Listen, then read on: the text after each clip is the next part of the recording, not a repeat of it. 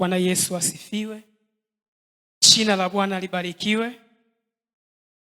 Kwa majina ninaitwa Peter Gervas Njeje, natokea ushirika Mlima Reli pale Moravian. Nimeokoka, ninampenda Yesu. Nikawa na wiwa kusema kitu kimoja. Katika safari ya wokovu, si lele mama mnavyozania. Unaweza ukawa unatumiwa na Mungu, lakini je, mambo yako yapoje? Ukiambiwa siri ya kumtumikia Mungu, unaweza kata tamaa. Hususan upande wangu mimi, vita niliyokutana nayo ilikuwa ni ajabu sana katika huduma mpaka kusimama leo hii. Wengi waliniambia utafika wapi? Hususan nikikaa nikiwaza, nimeitwa na Mungu, sijaitwa na wanadamu. Na ndicho ninachojivunia kila wakati, kumwambia Mungu asante. Laiti ningewaangalia wanadamu wanasema nini, nisingefika hatua nilionayo. Nisingefika. Bwana Yesu asifiwe. Lakini leo hii Mungu amenipa kibali cha kutembea na kichwa cha somo kisemacho kushughulikia asili mbaya katika maisha ya kwako. Kushughulikia asili mbaya katika maisha ya kwako au maisha ya kwangu.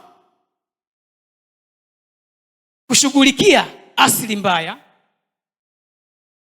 Kushughulikia asili mbaya katika maisha ya kwako au maisha ya kwangu. Mara nyingi wanajipenda kujitolea mifano. Mimi mwenyewe popote ninaposimama siwezi nikamtolea mtu mifano, sijui yeye anaishi vipi. Bwana Yesu asifiwe. Maana ya neno asili, anasema ni sehemu ya mtu ya ndani mwenyewe ambaye huweza kuwa na uwezo juu ya jambo fulani atakalo kulifanya au kuwa juu ya wengine. Bwana Yesu asifiwe. Bwana Yesu asifiwe. Maana ya neno asili ni sehemu ya mtu ya ndani mwenyewe ambaye huweza kuwa na uwezo juu ya jambo fulani atakalo kulifanya au kuwa juu ya wengine. Nataka nitolee hapo. Anaposema uwezo wa mtu fulani kutaka kuwa juu ya mtu mwingine, nasema hivi, nikitolee mfano mimi mwenyewe. Nasema fulani anataka kufikia hatua nilio nayo. Kwa nini yule kijana amesimama vile anafika mpaka level ile? Sikia, kuna siri kubwa sana. Bwana Yesu asifiwe. Uwezo ukafika nilipofika usipomjua Mungu kikamilifu zaidi. Bwana Yesu asifiwe. Naenda kwenye lile eneo husika ambalo watu wengi wanalichukia sana. Anasema hivi, maana nyingine ya asili, anasema ni asili ni roho iliyo ndani ya mtu ambayo huunganishwa kwa kutokujua wala kutambua jambo hilo yeye mwenyewe katika maisha ya kwake. Bwana Yesu asifiwe. Mtu anaweza akatembea kwenye asili miaka kadhaa, lakini asijue ni asili gani inayomsumbua ndani yake. Bwana Yesu asifiwe. Ninaposema asili, naomba unielewe, unisikilize. Kama sio kunisikiza, basi nataka ujue nataka kuzungumzia kitu gani. Bwana Yesu asifiwe. Natembea na kitu kimoja kinachoitwa asili ya mtu anayozaliwa kutoka kwa baba na mama au kwa mtu mwingine tofauti. Sisi tumetofautiana. Ukiniangalia mimi na mtu fulani hatuendani wala tufahamiani. Kwa nini? Kwa sababu yeye ana mama wa kwake na mimi na mama wa kwangu. Ana baba wa kwake na mimi na baba wa kwangu. Bwana Yesu asifiwe. Bwana Yesu asifiwe. Sasa ninataka ujue kwa nini watu wengi wanaishi kwenye asili. Jambo la kwanza, sijui kama kuna wanyia humu ndani, nitaongea. Bwana Yesu asifiwe. Abanye habakuti ungagu mama kuzi mwinza lakini mukasi te mwinza ha. Bwana Yesu asifiwe. Unaweza ukamuona kwenye umbo la nje ni mzuri, lakini ndani asili yake inamsumbua. Na ndio maana watu wengi wameshika mara kadhaa kwenye asili. Hata watu wengine wameshindwa kupata watoto kwa sababu ya asili walio nayo. Aidha wamelisi toka kwa baba au kwa bibi. Na ndio maana akakwambia, mjukuu wangu ninakupenda sana. Hujajua nataka akupe vitu gani. Lakini ukiokoka lazima utambue asili ya mtu jinsi inavyoenenda ya kwako. Bwana Yesu asifiwe. Bwana Yesu asifiwe. Bwana Yesu asifiwe. Anasema mtu anaweza kuunganishwa kwenye asili ya kichawi au kwenye nguvu za giza pasipo yeye kujua. Kwa sababu vitu hivi vinaenda ani automatic. Unataka kufanya kitu fulani kwenye jambo fulani, kujua asili ya mtu anaishi vipi uwezi. Unajueje? Uelewi, unajueje? Lazima Mungu akuonyeshe, afungue macho ya rohoni ujue huyu mtu ana asili gani. Bwana Yesu asifiwe. Nilipokuwa Njombe watu wengi walihangaika sana. Nikawafundisha wakasema kaka, tumekuelewa. Nilipoingia kwenye maombi hakika Mungu alionekana. Kumbe watu wengi wanashindwa kuendelea kwa sababu asili za uchawi walio nayo, nguvu za giza walizo nazo, na ndio maana zinawatesa. Wameshindwa kufika wakati wanataka kufanikiwa, hawafanikiwi. Kwa nini? Kwa sababu lile pingamizi liko mbele. Mtoto anaweza akawa anasoma lakini ujui. Haya yapo mashuleni, sekondari, shule ya msingi yapo. Hususan kwenye shule ambayo nimesoma mimi, ni kijijini sana ndani. Lakini ashukuriwe Mungu neema aliyonipa. Nilijua kwamba watu wengi wamezaliwa na asili za bibi na babu. Mama yake sijui alivyo, mimi sijui nilivyo, lakini yeye jinsi alivyo najua. Bwana Yesu asifiwe. Hususan upande wa watoto wa wanafunzi. Watoto wenu wanawezekana kwamba ndio walizaliwa na wewe au walizaliwa na baba. Pasipo kujua asili mlikotoka itakupa shida kila wakati. Utasema kwa nini mwanangu hasongi mbele? Kumbe kuna asili ya uchawi inamsumbua. Nguvu za giza zinamsumbua. Anapokaa ameketi anajiona yuko upande wa pili. Unapomwambia mwanangu nawaza nini, anakuambia mama sipo hapa, niko kule. Hasemi. Haka utakapojua nia, kazi ya macho ya rohoni kumtathmini mtu, kujua asili ya kwake ni ipi. Bwana Yesu asifiwe. Bwana Yesu asifiwe. Watu wengi wanatamani kutoka kwenye asili, lakini wanashindwa kwa sababu hawajampa Yesu ya kwao. Hawajamkabidhi Mungu maisha yao, na ndio maana wameng'ang'ana, wamepigana wao kama wao. Bado hawaoni mafanikio. Wanasema Mungu uko wapi? Wanahisi kusema Mungu uko wapi? Mungu yupo, anataka uamue kwamba natoka kwenye asili ya uchawi, natoka kwenye asili ya uganga, natoka kabisa. Ukiari wewe mwenyewe unatoka. Bwana Yesu asifiwe. Bwana Yesu asifiwe. Kuna wakati watu wengine wanaumwa pasipo wao kujua. Alafu ukiwaambia unaumwa nini, nakwambia sielewi, sijui. Lakini kumbuka ulikotoka, asili ya kwenu ipoje.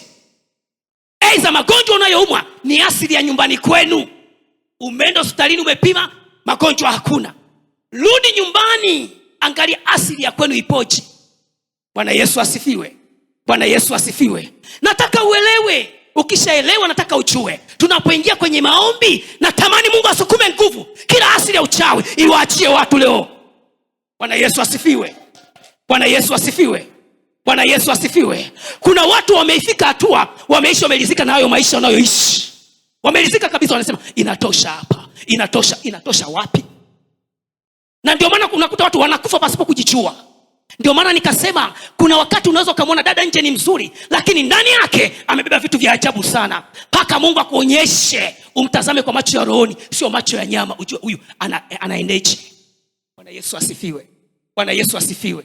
Bwana Yesu asifiwe. Nataka ujue, uelewe kwamba wakati mwingine asili inaweza ikakutesa pasipo wewe kuelewa, pasipo wewe kujua. Lakini unapotaka kufahamu mienendo unayoishi, asili ya nyumbani kwenu ipoje, au wazazi wako wapoje. Bwana Yesu asifiwe. Bwana Yesu asifiwe. Bwana Yesu asifiwe. Anasema kile kitabu cha Mathayo sura ya 12 mstari wa 33 mpaka wa 34. Kitabu cha Mathayo sura ya 12 mstari wa 33 mpaka wa 34. Maneno ya Mungu yanasema, ufanyeni mti kuwa mzuri na matunda yake kuwa mazuri, au ufanyeni mti kuwa mbaya na matunda yake mabaya, kwa maana kwa matunda yake mti utambulikana. Bwana Yesu asifiwe. Bwana Yesu asifiwe. Ufanyeni mti kuwa mzuri na matunda yake kuwa mazuri, au ufanyeni mti kuwa mbaya na matunda yake mabaya, kwa maana matunda yake mti utambulikana. Bwana Yesu asifiwe. Bwana Yesu asifiwe. Naweza nikawa ni mzuri ndani, naweza nikawa ni mzuri nje, lakini ndani ni mbwa mwitu kabisa. Naweza ndio unaniona nje ni mzuri, nimevaa vizuri, lakini ndani ninatisha. ninatisha, ambako hakuna kifani cha kunielezea. Bwana Yesu asifiwe. Na ndio maana anasema ukiufanya mti kuwa mzuri na matunda yake, au ufanyeni mti mbaya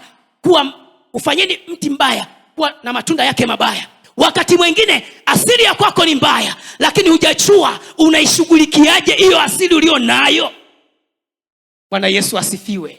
Wengi wanatamani kutoka kwenye hiyo asili, lakini bado hawajajua wanatokeje. Wameng'ang'ana, wamepambana kwa akili zao. Ruhusu Mungu aingie kati ili akutoe kwenye asili ya uchawi, akutoe kwenye asili ya ukanga, akutoe kwenye asili ya kurisi kila namna unayoiona wewe. Bwana Yesu asifiwe. Bwana Yesu asifiwe. Bwana Yesu asifiwe. Mungu ni mwaminifu. Hajawahi shindwa na jambo lolote lile. Ukimwamini Mungu anafanya kwa wakati. Ukimwita Mungu anajibu kwa wakati. Ukimwambia Mungu, niko hapa nitazame, wajua nia yangu na kusudi langu, wajua asili nayo nitesa ni ipi, najechia kwako, napomoka kabisa, Mungu ingilia kati. Mungu hajawahi nyamaza. Anakuja kama alivyo mzima. Anasema, mwanangu, nimeona, nimekuja, nakuja. Unavyoenda mbele za Mungu, nenda kwa kulia kabisa, ili Mungu akufungue hiyo asili ulio nayo, ili Mungu akuondoe kwenye asili ya uchawi, ili Mungu akuondoe kwenye asili ya uganga ulio nayo. Familia nyingi zimetulia, lakini kwenye asili ya kwao. Wengi wamekaa kwenye asili ya uganga, na ndio maana magonjwa mengi hayaishi. Mtu uliye naye unakuta ndio ni mganga sawa, lakini je, anaishi kwenye asili gani? Na ndio maana utakuta huwa natumia kauli moja nzito sana, nasema ili mtu akitaka kudajirika lazima atoe sadaka ya damu. Kwenye asili ya uganga lazima mtu aachilie damu ya mtu.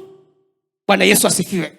Familia nyingi zimepukutika pasipo kujua, kwa sababu asili ya kwao hawajajua. Watu wengi wameishi na vitu ambavyo sivyo ndani ya miji yao. Bwana Yesu asifiwe. Bwana Yesu asifiwe.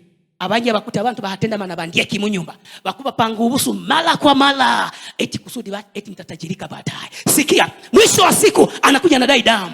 Anakuambia nimekula nyama ya ng'ombe, nimechoka. Ati sasa nataka yule mtu mwenye miguu miwili. Unafanya nini kwa mfano? Unataka nini? Ndipo hapo watoto wanaanza kuisha taratibu. Taratibu hujui. Mpaka Mungu atapokuambia, mwanangu, tazama, vitu vinaisha. Hujachua ni wakati gani ambao unataka umsi Mungu. Ni jioni ya leo, ni asubuhi ya leo, katikati ya ibada hii. Natamani Mungu akutoe kwenye asili ulionayo. Mimi sijui unasumbuliwa na asili ipi. Mimi sielewi. Nikisema najua, ruhusu Mungu ashughulike na asili ya kwako. Ruhusu Mungu ashughulike na asili ya kwangu. Ruhusu Mungu ashughulike na asili ya familia ya kwako. Ruhusu Mungu ashughulike na asili ya ukoo wa kwako. Unaposimama mbele za Mungu kama kuhani kutetea asili ya familia ya kwako, Mungu anakutazama wewe kwa wakati huo. Hatazami walio nyumbani. Kwa mfano, nitolee mfano mimi mwenyewe. Mimi katika familia ya kwetu tulikuwa watoto 7. Mmoja bahati mbaya Mungu amemchukua. Bwana Yesu asifiwe. Kwenda tarehe 1. Lakini ninaamini Mungu. Lakini katika familia ya watoto 7, Mungu aliniteua kubeba uzao wa mama mzazi. Nikamwambia Mungu, niko hapa, nitumie unavyotaka. Nitakuwa kinga na kigao kwa ajili ya familia ya kwetu. Nitakuwa Mungu anavyotaka nifanye, nitafanya. Hakika tulimuona Mungu. Japo tumepita kwenye mapito magumu, lakini Mungu hakunyamaza kimya. Na ndivyo ninavyotamani. Mungu asinyamaze kimya kwako, asinyamaze kimya kwangu. Katika asili inayokusumbua, mwambie Mungu, niko hapa. Mwambie Mungu, niko hapa. Hajawahi nyamaza kimya. Bwana Yesu asifiwe. Bwana Yesu asifiwe. Kwenye kitabu hicho cha Mathayo anasema, enyi wazao wa nyoka, mwawezeje kunena mema mkiwa wabaya? Maana kinywa cha mtu hunena ya ujazao moyo wake. Bwana Yesu asifiwe. Anasema, enyi uzao wa nyoka, mwawezeje kunena mema mkiwa wabaya? Maana kinywa cha mtu huyanena ya ujazao moyo wake. Bwana Yesu asifiwe. Bwana Yesu asifiwe. Nawezeje kutamka fulani nampenda wakati simpendi? Mungu anayeonekana simpendi, mtu anayeonekana mimi simpendi. Je, Mungu ambaye haonekani inakueje kwa mfano? Bwana Yesu asifiwe. Nawezeje kusema mimi ni mzuri, natamka maneno mazuri wakati jirani yangu simpendi?